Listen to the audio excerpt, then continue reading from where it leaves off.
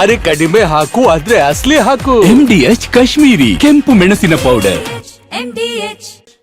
ಇನ್ನು ಕಾಂಗ್ರೆಸ್ ಮನೆಯ ಪಟ್ಟದಾಟ. ಸಹಜವಾಗಿ ರಾಜಕೀಯದಲ್ಲಿ ಈ ರೀತಿಯಾದಂತಹ ಪಟ್ಟದಾಟ ಶುರುವಾದ್ರೆ ಅಲ್ಲಿ ಬಾಯಿಗೆ ಬಂದಂಗೆ ಒಬ್ರಿಗೊಬ್ರು ಬೈಕೊಳ್ಳೋದು, ಪರಸ್ಪರರನ್ನ ನಿಂದಿಸ್ಕೊಳ್ಳೋದು ಇದು ಸಹಜವಾಗಿರುತ್ತೆ. ಆದ್ರೆ ಇಲ್ಲಿ ತನಕ ಸಿಎಂ ಆಗ್ಲಿ DCM ಆಗ್ಲಿ ಒಂದೊಂದು ಮಾತನ್ನು ಕೂಡ ಬಹಳ ಅಳೆದು ತೂಗಿ ಆಡ್ತಿದ್ದಾರೆ ಅನ್ನುವಂಥದ್ದು ಬಹಳ ಸ್ಪಷ್ಟ. ಇನ್ನು ಅವರ ಬೆಂಬಲಿಗರು ಕೂಡ ಒಂದೊಂದೇ ಹೆಜ್ಜೆಯನ್ನ ಕೂಡ ಬಹಳ ಎಚ್ಚರಿಕೆ ಹೆಜ್ಜೆಯನ್ನ ಇಡ್ತಾ ಇದ್ದಾರೆ. ಇನ್ನು ಮುಖ್ಯಮಂತ್ರಿಗಳ ಬೆನ್ನಿಗೆ ಸಹಜವಾಗಿ ಅಹಿಂದ ವರ್ಗ ನಿಲ್ಲುವಂತ ಎಲ್ಲ ಮುನ್ಸೂಚನೆಗಳು ಕೂಡ ನಮಗೆ ಲಭ್ಯ ಆಗ್ತಾ ಇದೆ. ಅಹಿಂದ ನಾಯಕರುಗಳು, ಪ್ರಮುಖವಾಗಿ ಕಾಂಗ್ರೆಸ್ನ ನಾಯಕರುಗಳು. ಮತ್ತೊಂದು ಕಡೆ DK ಶಿವಕುಮಾರ್ ಅವರ ಟೀಮ್ ಮೇಟ್ಸ್ ಅವರ ದೆಹಲಿ ಯಾತ್ರೆ ಕೂಡ ಯಥಾ ಪ್ರಕಾರವಾಗಿ ಮುಂದುವರಿತಾ ಇದೆ. ಇದೆಲ್ಲದರ ನಡುವೆ ಸದ್ಯ ಹೈಕಮಾಂಡ್ ನಾಳೆ ಒಂದು ನಿರ್ಧಾರಕ್ಕೆ ಬರಬಹುದಾದಂತ ಸಾಧ್ಯತೆಯಂತೂ ಇದೆ.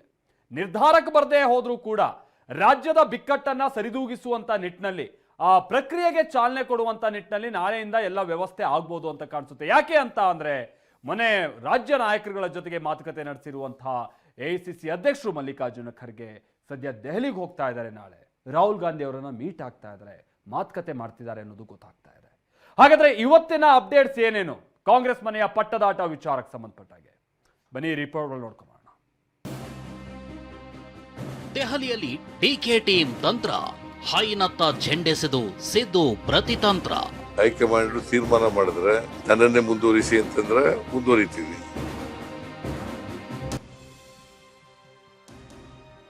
ಸಿದ್ದರಾಮಯ್ಯ ಹೇಳಿದ ಮೇಲೆ ವೇದವಾಕ್ಯ ಎಂದ DK ಶಿವಕುಮಾರ್. ಅವ್ರು ಹೇಳಿದ ಮೇಲೆ ವೇದವಾಕ್ಯ ನಮ್ದು, ಅವ್ರು ಹೇಳಿದ ಮೇಲೆ ವೇದವಾಕ್ಯ ನಮ್ದು.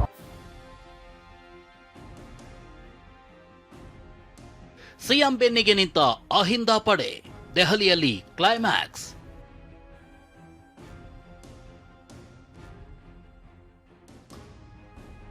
ದಿನಕ್ಕೊಂದು ದಾಳ, ಕ್ಷಣಕ್ಕೊಂದು ತಂತ್ರ. ಕಾಂಗ್ರೆಸ್ ಮನೆಯ ಕುರ್ಚಿ ಆಟ ರೋಚಕ ಘಟ್ಟ ತಲುಪಿದೆ.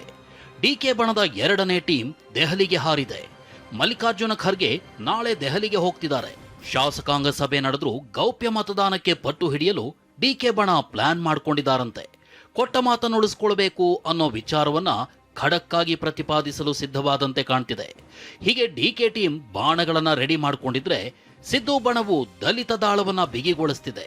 ಅಷ್ಟೇ ಅಲ್ಲ, ಸಿಎಂ ಸಿದ್ದರಾಮಯ್ಯ ಕೂಡ ಹೈಕಮಾಂಡ್ನತ್ತ ಚೆಂಡೆಸೆದಿದ್ದಾರೆ.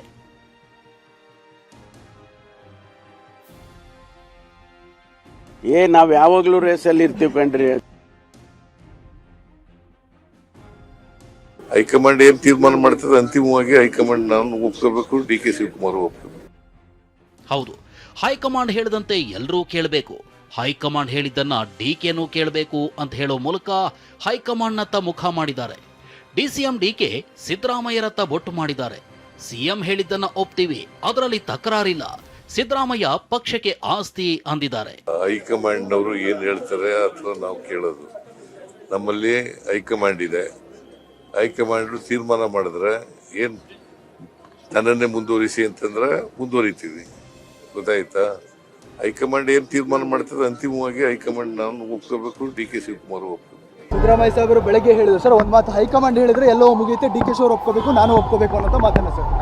ಅವ್ರು ಹೇಳಿದ ಮೇಲೆ ವೇದವಾಕ್ಯ ನಮ್ದು, ಅವ್ರು ಹೇಳಿದ ಮೇಲೆ ವೇದವಾಕ್ಯ ನಮ್ದು. ಮುಖ್ಯಮಂತ್ರಿ ಏನ್ ಹೇಳಿದ್ದಾರೆ ಅವ್ರು ನಾವು ಸಂಪೂರ್ಣ ಒಪ್ತೇವೆ. ನಾವು ಯಾರಿಗೂ ತಗರಾಲ ಏನಿಲ್ಲ ಅದರಲ್ಲಿ. ಅವ್ರಿಗೇನು ನಾವು ಯಾರೂ ಅವ್ರ ತನ್ನೂರು ಮತ್ತೊಂದು ಬಗ್ಗೆ ನಾವು ಮಾತಾಡಿಲ್ಲ. ಅವ್ರಿಗೇನು ಗೌರವ ಕೊಡಬೇಕು, ಪಕ್ಷಕ್ಕೆ ಒಂದು ದೊಡ್ಡ ಆಸ್ತಿ. ಅವರು ಎಲ್ಲರೂ ಸೇರಿ ಒಟ್ಟಿಗೆ ಅವ್ರ ಮಾರ್ಗದರ್ಶನ ಕೆಲಸ ಮಾಡ್ಕೊಂಡು ಹೋಗ್ತಾರೆ. ಆದರೆ ಸಿಎಂ ಸಿದ್ದರಾಮಯ್ಯರ ಹೇಳಿಕೆಗಳಿಗೆ ಬಿಜೆಪಿ ನಾಯಕರು ವ್ಯಂಗ್ಯವಾಡಿದ್ದಾರೆ. ಇಷ್ಟು ದಿನ ನಾನೇ ಸಿಎಂ ಅಂತಿದ್ರು, ಈಗ ಹೈಕಮಾಂಡ್ನತ್ತ ಬೊಟ್ಟು ಮಾಡ್ತಿರೋದು ಯಾಕೆ ಅಂತ ಕಾಲೆಳೆದಿದ್ದಾರೆ. ಇಷ್ಟು ದಿನದಿಂದ ಏನ್ ಹೇಳ್ತಾ ಇದ್ರು ಸಿದ್ದರಾಮಯ್ಯನವರು? 5 ವರ್ಷ ಮುಂದಿನ ಎಲ್ಲ 2 ಬಡ್ಜೆಟ್ ಅನ್ನು ನಾನೇ ಮಂಡನೆ ಮಾಡ್ತೀನಿ, 5 ವರ್ಷ ನಾನೇ ಮುಖ್ಯಮಂತ್ರಿ ಅಂತ ಹೇಳ್ತಾ ಇದ್ದವರು ನಿನ್ನೆ ಏನ್ ಪ್ಲೇಟ್ ಚೇಂಜು? ಹೈಕಮಾಂಡ್ ಹೇಳ್ದಂಗೆ ನಾನು ಕೇಳಬೇಕು, DKನೂ ಕೇಳಬೇಕು ಅಂತಾರೆ. ಇವತ್ತು ಹೇಳಿದರೆ ನಾಳೆನೂ ಹೇಳ್ತಾರೆ. ಒರಿಜಿನಲ್ ಸಿದ್ದರಾಮಯ್ಯ ಇದ್ದರೆ ಅವರು ರೆಬೆಲಿಯನ್ ಹಂಗೆ ಸುಲಭವಾಗಿ ಬಿಟ್ಕೊಡಲ್ಲ. ಒರಿಜಿನಲ್ ಸಿದ್ದರಾಮಯ್ಯ ಇದ್ದರೆ, ಕಾಂಪ್ರಮೈಸ್ ಸಿದ್ದರಾಮಯ್ಯ ಇದ್ದರೆ ಏನು ಬೇಕಾದರೂ ಆಗ್ಬೋದು. ಬಿಜೆಪಿ ನಾಯಕರ ಈ ಮಾತಿಗೆ ಕೈ ನಾಯಕರು ತಿರುಗೇಟು ಕೊಟ್ಟಿದ್ದಾರೆ. ನಮ್ಮಲ್ಲಿ ಹೈಕಮಾಂಡ್ ನಿರ್ಧಾರವೇ ಅಂತಿಮ ಅಂತ ಸಮರ್ಥಿಸಿಕೊಂಡಿದ್ದಾರೆ. ಅದನ್ನು ಚೀಫ್ ಮಿನಿಸ್ಟರ್ಗೆ ಇಲ್ಲ ಅಂದ್ಬಿಟ್ಟು ಹೇಳಿದವರು ಯಾರು? ಹೈಕಮಾಂಡ್ ಅವರನ್ನು ಹೇಳಿದಾರ? ಶಿವಕುಮಾರ್ ಅವರೇ ಪಾಪ DCM ಅವರು ನೀವು ಹೇಳ್ತೀರಾ, ಅವ್ರು ಓಪನ್ ಆಗಿ ನಿಮಗೆ ಹೇಳಿದ್ದಾರೆ ಈಗ CM ಬದಲಾವಣೆ ವಿಚಾರ ಇಲ್ಲ ಅಂತ ಹೇಳಿಲ್ವ ನಮಗೆ? ಆ ವಿಚಾರ ಬಂದಾಗ ಅದಕ್ಕೆ ಆನ್ಸರು ಹೈಕಮಾಂಡ್ ಅವರು ಹೇಳ್ತಾರೆ. ಅಧ್ಯಕ್ಷರಾಗಿ ರಾತ್ರಿ ಹಗಲು ಅವರು ಕೆಲಸ ಮಾಡಿದ್ದಾರೆ, ಮುಖ್ಯಮಂತ್ರಿಗಳಾಗಿ ಸಿದ್ದರಾಮಯ್ಯ ಸಾಹೇಬರು ಕೆಲಸ ಮಾಡಿದ್ದಾರೆ, ಈ ರಾಜ್ಯದ ಪ್ರತಿಯೊಬ್ಬ ಕಾರ್ಯಕರ್ತ ಕೂಡ ಕೆಲಸ ಮಾಡಿದ್ದಾರೆ, ಮತದಾರ ಪ್ರಭುಗಳು ಕೂಡ ನಮ್ಗೆ ಆಶೀರ್ವಾದ ಮಾಡಿದ್ದಾರೆ. ಮುಂದೆ ಏನೇ ಇದ್ರೂ ಕೂಡ ಹೈಕಮಾಂಡ್ ಇರ್ತಾರೆ. ಈಗ ರಾಷ್ಟ್ರೀಯ ಅಧ್ಯಕ್ಷರು ಹೇಳಿದಾರಲ್ಲ, ಅದಂತ ಅಂತ ಏನು ಸಣ್ಣ ಪುಟ್ಟ ಏನೋ ಇದ್ದಾರೆ ಗೊಂದಲ ಬಗೆಹರಿಸ್ತೀವಿ ಅಂತೇಳಿ. ಸಿದ್ದರಾಮಯ್ಯ ಬೆನ್ನಿಗೆ ನಿಂತ ಆಪ್ತ ಸಚಿವರು. ಆತ ಡಿಕೆ ಟೀಮ್ ದೆಹಲಿಗೆ ಹಾರ್ತಿದ್ದಂತೆ ಇತ ಸಿಎಂ ನಿವಾಸಕ್ಕೆ ಪರಮೇಶ್ವರ್ ಆಗಮಿಸಿದ್ರು. ಕೆಲಕಾಲ ಸಿದ್ದರಾಮಯ್ಯ ಜೊತೆ ಚರ್ಚೆ ನಡೆಸಿದ್ರು. ಸಾಲದಕ್ಕೆ ಪರಮೇಶ್ವರ್, HC ಮಹದೇವಪ್ಪ ಹಾಗೂ ಸಿಎಂ ಒಂದೇ ಕಾರ್ನಲ್ಲಿ ಚಿಕ್ಕಬಳ್ಳಾಪುರದ ಕಾರ್ಯಕ್ರಮವೊಂದಕ್ಕೆ ತೆರಳಿದ್ರು. ಇದು ಕುತೂಹಲ ಮೂಡಿಸಿದ್ದು ದಲಿತ ಸಿಎಂ ದಾಳವನ್ನ ಜೀವಂತವಾಗಿಡಲು ತಂತ್ರಾನ ಅನ್ನೋ ಚರ್ಚೆ ಹುಟ್ಟುಹಾಕಿದೆ. ಕ್ರಾಂತಿ ಕಿಚ್ಚಿನ ಮಧ್ಯೆ ಜಂಟಿಯಾಗಿ ಕಾಣಿಸಿಕೊಂಡ ಜೋಡೆತ್ತುಗಳು. ಚಿಕ್ಕಬಳ್ಳಾಪುರದ ಕಾರ್ಯಕ್ರಮದಲ್ಲೂ ಸಿಎಂ ಡಿಸಿಎಂ ಗುಸುಗುಸು. ಕ್ರಾಂತಿ ಕಿಚ್ಚು ಧಗಧಗಿಸಿದ ಬಳಿಕ ಸಿಎಂ ಡಿಸಿಎಂ 3 ಬಾರಿ ಒಟ್ಟಾಗಿ ಕಾಣಿಸಿಕೊಂಡಿದ್ದಾರೆ. ದೆಹಲಿಗೆ ಹೋಗಿದ್ದಾಗ ಒಟ್ಟಿಗೆ ಊಟ ಮಾಡಿದ್ರು. ಇದಾದ ನಂತರ ಮೊನ್ನೆ ಬೆಂಗಳೂರಿನ ಮತ್ಸ್ಯ ಮೇಳದಲ್ಲಿ ಜೊತೆಯಾಗಿ ಕಾಣಿಸಿಕೊಂಡಿದ್ರು. ಇವತ್ತು ಚಿಕ್ಕಬಳ್ಳಾಪುರದ ಶಿಡ್ಲಘಟ್ಟದಲ್ಲಿ ಸರ್ಕಾರಿ ಹೈಟೆಕ್ ರೇಷ್ಮೆ ಗೂಡಿನ ಮಾರುಕಟ್ಟೆ ಶಂಕುಸ್ಥಾಪನೆಯಲ್ಲಿ ಒಟ್ಟಾಗಿ ಕಾಣಿಸಿಕೊಂಡಿದ್ದಾರೆ. ಜೊತೆಯಾಗಿ ಕುಳಿತು ಗುಸುಗುಸು ಮಾತನಾಡಿದ್ದಾರೆ. ಇದೇ ಕಾರ್ಯಕ್ರಮದಲ್ಲಿ ಕೊಟ್ಟು ಹೋಗುವ ಮತ್ತು ಬಿಟ್ಟು ಹೋಗುವ ಮಾತನ್ನ ಡಿಕೆ ಹೇಳಿದ್ದಾರೆ. ದೇವರು ನಮಗೆ ಕೊಟ್ಟಿರೋದು ಎರಡು ಆಯ್ಕೆ, ಒಂದು ಕೊಟ್ಟೋಗೋದು, ಒಂದು ಬಿಟ್ಟೋಗೋದು. ಹಂಗೆ ಇವತ್ತು ಏನೇನು ಕೊಡಬೇಕು ಕೊಟ್ಟು ಹೋಗ್ತಾ ಇದ್ದೀವಿ. ಈ ಕ್ಷೇತ್ರದ ಅಭಿವೃದ್ಧಿಗೆ ಎಲ್ಲ ಬಿಟ್ಟು ಕೂಡ ನಾವು ಹೋಗ್ತಾ ಇದ್ದೀವಿ. ನಿಮ್ಮ ಆಶೀರ್ವಾದ ಸದಾ ಇರಲಿ. ಇನ್ನು ವೇದಿಕೆಗೆ ಡಿಸಿಎಂ ಡಿಕೆ ಬಂದಾಗ ಕೈ ಬೀಸ್ಕೊಂಡು ವೇದಿಕೆಯ ಒಂದು ಭಾಗದಿಂದ ಮತ್ತೊಂದು ಭಾಗಕ್ಕೆ ಹೋಗ್ತಾರೆ. ಮತ್ತೆ ವೇದಿಕೆ ಮಧ್ಯಭಾಗಕ್ಕೆ ಬಂದಾಗ ಸಿಎಂ ನಮಸ್ಕರಿಸಿ ಕೂರುವಂತೆ ಕುರ್ಚಿ ಕಡೆಗೆ ಕೈ ತೋರಿಸ್ತಾರೆ. ಆದ್ರೆ ಸಿಎಂ ಕೈ ಸನ್ನೆ ನೋಡಿ ಡಿಕೆ ಮುಂದೆ ಹೋಗಿ ಇನ್ನೊಬ್ಬರಿಗೆ ನಮಸ್ಕರಿಸ್ತಾರೆ. Bureau report, TV9.